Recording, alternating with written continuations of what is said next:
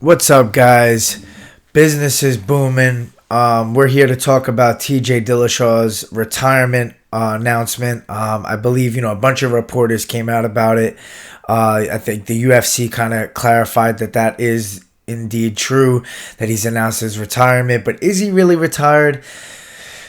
We see this all the time in MMA, and I think one of the biggest things is that there's different reasons behind people using the R word, retirement, whatnot. A lot of it has to do with headlines.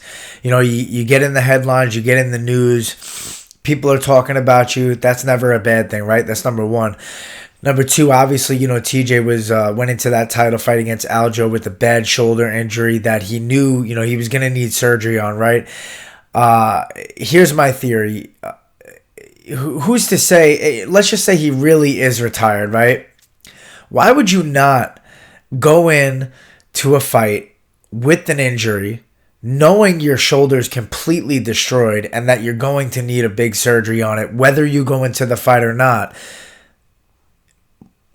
Why wouldn't you go in and get paid real quick, a lump sum of money, before you have to go sit on the sidelines or retire, never come back, and get a big surgery on your shoulder anyways, right? Like, either you go and do that without the big paycheck, or you go and do that with the big paycheck. My theory is, like, why wouldn't you get paid quick before you go and do that? Obviously, that was something that was on his mind going into that fight, I think, at least. Now, is he going to stay retired? Is this just a temporary thing? Maybe, we just saw news with Conor McGregor, traveling all over the place. He's out of the USADA pool, right? Here's the thing. You can go out of the USADA pool, use all the drugs you need, the steroids you need, all the things you need to recover the best, the quickest, the most efficient way possible with an injury like what Conor had to his leg, and then just re-enter yourself back in the pool once everything's settled, everything's 100%, all the things worked, the rehabilitation time period is done, and you're ready to get back to full training and preparing for a fight. So I think we kind of find a loophole in the system now with this, because what high-level fighters could do is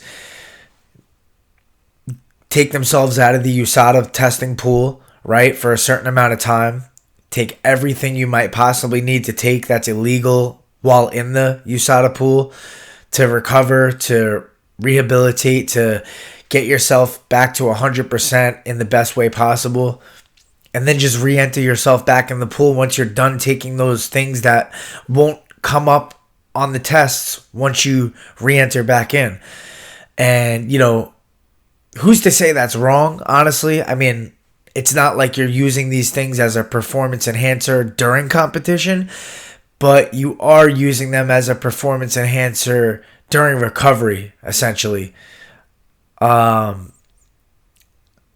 just a recovery enhancer, So it's like, who's to say it's really wrong or not, or whether it should be allowed or not? But we know now that, it's possible that you can exit out of the pool, take whatever you need to take, and then enter back into the pool, which is a lot to do with this sport. We're all banged up, bruised, injuries, this and that, and a lot of it is recovery. And who's to say that, TJ's not just kind of exiting the pool to kind of get everything he needs in his system to recover the best he can for this, traumatic shoulder injury that he needs surgery on.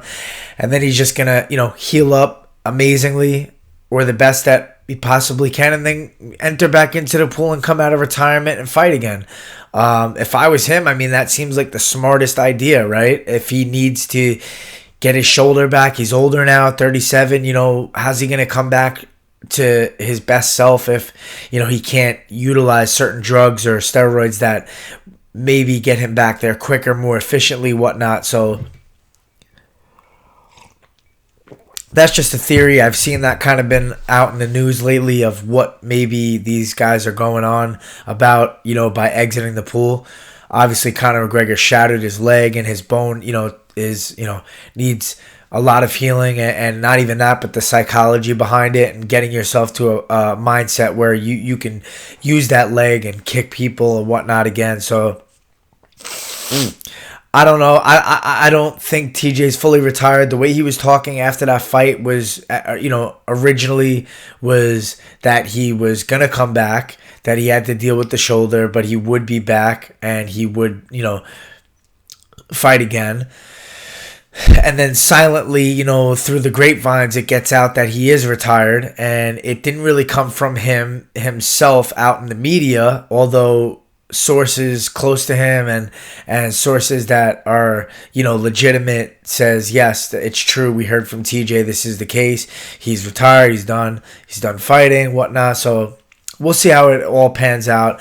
I say give it some time. After 6 months to a year, we'll know further details on where he's at mentally and whether he's gonna come back or not. So we'll see what happens with that. That's just a couple little theories about the situation.